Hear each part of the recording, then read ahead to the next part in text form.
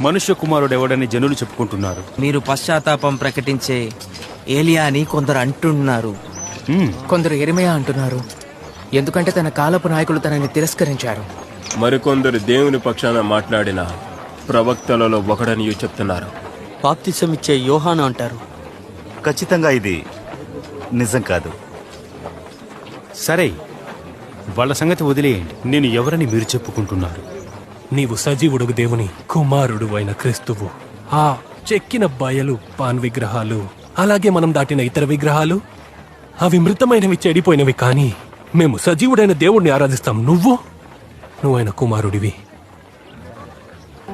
సీమోను బర్యోనా, నీవు ధన్యుడవు.